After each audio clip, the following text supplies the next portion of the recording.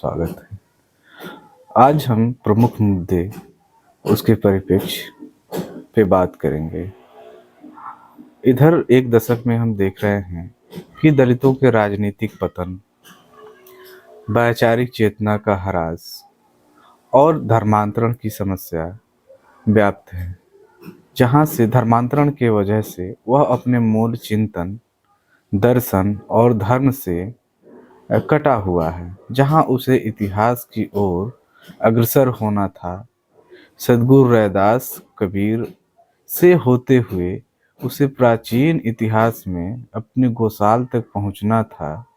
उदारवादी बुद्ध और महावीर के चंगुल से उसे आज़ाद होना था। वह डॉक्टर अंबेडकर के 1956 के धर्मांतरण के जाल में इस कदर फंसा हुआ है कि उसका स्वाभाविक चिंतन अंधेरे के गर्त में चला जा रहा है। आज के परिवेश में वर्चस्ववादी शक्तियां, सत्ताएं उसी अंबेडकरवाद और बुद्धवाद को अपने औजार के रूप में इस्तेमाल कर रहे हैं। वे नहीं चाहते कि दलित स्वाभाविक चिंतन से अपने ऐतिहासिक चिंतन की ओर अग्रसर होकर स्वतंत्र हो सके। यह बात इतना गंभीर है कि हमारे साहित्यकार, नेता, विचारक नहीं समझ पा रहे हैं। जो कोई एकाध इस सोचते समझते हैं तो परवर्ती, बाहरी और भीतरी मुनाफिकों द्वारा उन पे हमले किए जाते हैं। ऐसे समय में पुनर्जागरणकालीन विचारक, संत, आंदोलनकर्मी, पत्रकार, साहित्यकार स्वामी अच्युतानंद हरिहर की याद आती है। उनकी वैचारिक चेतना और अपने लोगों में की गई जागृति की ओर फिर से देखने का मन होता है। आइए हम रामराज नाटक के आखिरी उस दृश्य का पाठ करें जो वह दलितों के जन जागृति के समय अपने आंदोलन में किया करते थे। आप देखेंगे कि उनका विजन, इतिहास, विचार और दर्शन कितना क्लियर था। 6 मई 1879 में सौरिक में उनका जन्म हुआ था। वह अपने समय के गैर दलितों के वैचारिक, राजनीतिक षड्यंत्र को नेस्तनाबूद करने में बहुत हद तक सफल हुए थे। उदारवादी गांधी के राजनीतिक चालों को उन्होंने बेनकाब किया था। साहित्य के क्षेत्र में चल रहे और दर्शन और धर्म के क्षेत्र में चल रहे तमाम प्रकार के षड्यंत्रों को उन्होंने बेनकाब किया। आर्य समाज द्वारा उदारवादी हिंदू धर्म के रूप में दलितों को जाल में फंसाए रखने की सिफत को उन्होंने बहुत ही शिद्दत के साथ बेनकाब किया। हिंदू और मुस्लिम के सांप्रदायिक माहौल में जब समूचा हिंदुस्तान अपनी शक्ति और वर्चस्व के लिए लड़ रहा था, ऐसे में तीसरे धड़े की यानी जो अधिसंख्य जनता यहाँ के मूल निवासी थी, उनके हकों और हकूक के लिए उन्होंने आवाज़ बुलंद किया। और आवाज़ बुलंद करने तक ही वह महदूद नहीं रहे, वह उसके लिए संघर्ष किए। प्रिंस ऑफ वेल्स का उन्होंने दिल्ली में स्वागत किया और 17 सूत्री मार्ग के द्वारा दलितों के आरक्षण, शिक्षा और आर्थिक समस्याओं को वह मांग कर लिए।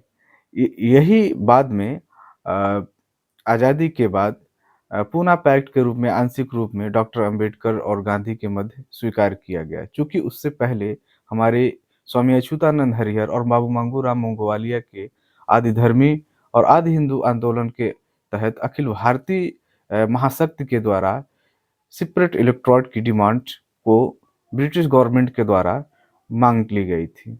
आज हम साहित्य और चेतना के परिप्रेक्ष्य में देखते हैं तो हमारे साहित्यकार केवल अंबेडकरवाद और बुद्धवाद तक ही महदूद रहते हैं। ना वह उनसे पहले और ना उनके बाद वह गतिशील होना चाहते हैं। ऐसे संकट की घड़ी में हमें फिर अंबेडकर से पहले अखिल भारतीय स्तर के बड़े नेता स्वामी अच्युतानंद हरिहर की ओर जाना पड़ता है और उनका हम लगातार कई कड़ियों में पाठ करेंगे। तो आइए हम उनके रामराज नाटक का उनके एक और नाटक था मायानंद बलिदान, उसका अंतिम पाठ हम करें, जिसको कौमी मर्सिया के नाम से वह संबोधित करते थे। मर्सिया का मतलब होता है कि वो मृत्यु के बाद जो रुदन और गान किया जाता है। कौम की वह मर्सिया और रुदन क्या था, क्या समस्याएं थी, यह इस गजल में देखने को मिलेगी। कहते हैं कि जुल्म अब मत सहो नेक मर्दों, जाति पर जान कुर्बान कर दो। अब देखेंगे कि 1930 के आसपास जहां अम्बेडकर एनिहिलेशन ऑफ कास्ट की बात कर रहे हैं, लेकिन वहीं स्वामी अच्युतानंद हरिहर अपनी जाति को मजबूत करके शक्तिशाली बनने की बात कर रहे हैं। यह शक्ति एक तरह का अ, अ, अपने आप को, अपनी पहचान को मजबूत करने का आधार था। तो आइए फिर हम आगे बढ़ते हैं। कहते हैं कि जुल्म अब मत सहो नेक मर्दों, जाति पर जात कुर्बान कर दो। है द्विजों ने ही तुमको सताया, मुद्दतों से अब तक दबाया। ऐसी हालत में हमको गिराया, जानवरों से भी बदतर बनाया। गर्त उनके ये अभिमान कर दो, जाति पर जान कुर्बान कर दो। देखिए कितनी बड़ी बात कर रहे हैं और अपने इतिहास को वह बताते चल रहे हैं। जुल्म और उत्पीड़न की वह उन दास्तानों को वह इसमें कह रहे हैं। यह एक तरह की मर्सिया ही है। कहते हैं कि हैं गुलामी में रख कर दबाते, ये हमेशा रहे जुल्म ढाते। हर तरह से हमें है सताते, अब भी जालिम बाज नहीं आते। अब निडर अपनी संतान कर दो, जाति पर जान कुर्बान कर दो। जबकि आती है मर्द शुमारी, तब कहें एक ही नेशन हमारी। पॉलिसी क्या है अच्छी बिचारी, अपनी तादाद करने को भारी। जाति पे तुम भी अब जान भर दो, जाति पर जान कुर्बान कर दो। यह उस चेतना का, अपने समय की चेतना राजनीतिक और सामाजिक षड्यंत्र को उजागर कर रही है कि लोग जब हिंदू और मुस्लिम दलितों को अपना फ्री का माल समझ के अपने अपने में मिलाना चाह रहे थे ताकि हिंदुस्तान की सत्ता पे वह काबिज हो सकें अपने संख्या बल दिखा के, क्योंकि लोकतंत्र उसी समय भारत में आ रहा था। ऐसे में वह कह रहे हैं कि नेशन तो हम हैं, हम जो मूल निवासी हैं, असली नेशन हम हैं और हमारी ही संख्या भारी है, हमें ही सत्ता मिलना चाहिए और यही सामाजिक वाजिब सामाजिक न्याय है। लेकिन हिंदू संगठन और मुस्लिम संगठन के लोग इन दलितों और बहुजनों की पूरी बहुसंख्य जनता को अपने में मिलाना चाह रहे थे। ऐसे समय में उनके षड्यंत्र को स्वामी अच्युतानंद हरिहर बेनकाब कर देते हैं और अपने लोगों की चेतना को जागृत करते हैं। ए न मकतब में हमको पढ़ाते, देख ओहदों पे हो खाक जाते। जाल फरेब पीछे बिछाते, हमको ऊंचे पदों से गिराते। इस तरफ अपना तुम ध्यान कर दो, जाति पर अपना जान कुर्बान कर दो। ये देखिए, यह चेतना, यह क्रांति, यह ऐसी क्रांति की लौ जगाना चाहते थे स्वामी अच्युतानंद हरिहर, जिस और इसकी चेतना मध्यकालीन सदगुरु रैदास और कबीर से सीधे स्वामी अच्युतानंद तक आती थी, जहां से डॉक्टर अंबेडकर अपने को डाइल्यूट करके गैर दलितों के धार्मिक धर्मांतरण यानी किराए के धर्म में चले जाते हैं। उनके धर्मांतरण और एनहिलेशन ऑफ कास्ट दलित चिंतन और दलित इतिहास के लिए जानलेवा साबित होता है आज के परिवेश में। लेकिन कितना स्वाभाविक चिंतन हमारे स्वामी अच्युतानंद हरिहर का है। ऐसे में हमें अपने इतिहास और अपने महापुरुषों के वैचारिक और राजनीतिक चिंतन का मूल्यांकन भी जरूरी हो जाता है। देव मंदिर हम ही है बनाते, मूर्त भी हम ही से गढ़ाते। पर न मंदिर में हम घुसने पाते, देवता तक हमसे घिनाते। धम्म ए सारा बेजान कर दो, जात पर जान अपनी कुर्बान कर दो। आज भी देखने को मिलता है कि मंदिर में घुसने पे दलितों को मारा जाता है, पीटा जाता है और वह देवता और मूर्ति गढ़ने का काम बल्कि यही मजदूर और दलित जातियाँ ही करती हैं, लेकिन मंदिर में उनको घुसने नहीं दिया जाता है। तो ऐसे उत्पीड़न उसको सहने का क्या मतलब होता है? हम अपनी पहचान गढ़ें, अपने प्रतीक गढ़ें और अपनी परंपरा और अपने धर्म में रहें। इसी बात को स्वामी अच्युतानंद हरिहर अपने लोगों को समझा रहे हैं। और जाति पे जो अभिमान करने वाले हैं, दंभ भरने वाले हैं, यानी विशेषाधिकार हासिल करने वाले जो हैं, उनको वह गरियाते भी हैं। आगे कहते हैं कि छीन मुल्की हकों को हमारे, कहते हैं ये भाग में न तुम्हारे, करो सेवा टहल शूद्र सारे, चूँ करोगे तो जाओगे मारे। देखिए इस दो लाइनों में उन्होंने पूरे दलित साहित्य के यथार्थ के दस्तावेज को रख दिया है। वह यानी जो वर्चस्ववादी शक्तियां हैं, चाहे हिंदू हो चाहे मुसलमान हो, वो नहीं चाहती कि दलित और यहाँ के मूल निवासी जातियां अपनी चेतना के साथ आएं और सत्ता पे हासिल करें। हम देखते हैं कि बसपा का इधर 10 सालों का जो पतन है वह इसी ओर है। ना मुसलमान इसका साथ देना चाहते हैं, ना और अन्य जातियां। यह दो धड़ों में बटी हुई हैं। एक धड़ कांग्रेस के नेतृत्व में चल रहा है टू पार्टी सिस्टम के तहत, और एक पार्टी बीजेपी है।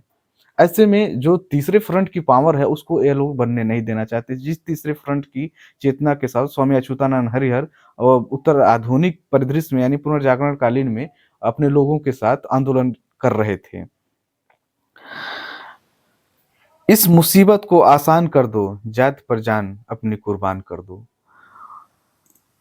दाद बेगार हमसे कराते हैं, मना बना घी भी खाना सुनाते हैं, वर वधू डोला चढ़ने न पाते, औरतों को न जेवर पिन्हाते। जुल्म ए सारा सुनसान कर दो, जात पर अपना जान कुर्बान कर दो। यह एक तरह का जिहाद, सच्चाई, ईमानदारी और अपने अस्तित्व के लिए जिहाद का हुंकार है स्वामी अच्युतानंद हरिहर का, प्रतिकार का, अपनी सुरक्षा का। यह वर्तमान दुनिया के स्तर के संवैधानिक मैनिफेस्टो भी है कि हमें अपने जान और माल की रक्षा के लिए हथियार यदि उठाना पड़े तो उठाना पड़ेगा। वही बात स्वामी अच्युतानंद हरिहर अपने लोगों में समझा रहे हैं कि जब तक तुम सहोगे, सहते रहोगे, तब तक तुम मारे जाते रहोगे। इसलिए हमें यदि मरना ही है तो इससे बढ़िया है कि हम युद्ध करें, और डायरेक्ट युद्ध करेंगे तब हमारे कौम का उद्धार होगा। रात दिन करके मेहनत कमाते, रोटी चंदिया वही एक पाते, सब कमाई निकम्मे उड़ाते, हमको प्रारब्ध का फल बताते, झूठ इनके ये फरमान कर दो, जाति पर अपना जान कुर्बान कर दो। यह आर्थिक स्ट्रक्चर का जो हिंदुस्तानी परिप्रेक्ष्य है, परिदृश्य है, उसको कैसे दलित को बाहर रखा गया है, यह भी देखने को मिलता है। एक बाजार पे कब्जा मुसलमानों का है तो दूसरे बड़ी संख्या में कब्जा हिंदू और उसके शासन शक्तियों का है। वह तीसरे धड़े का जो यहाँ का बहुसंख्य जनता है, उस बाजार में घुसने नहीं देती।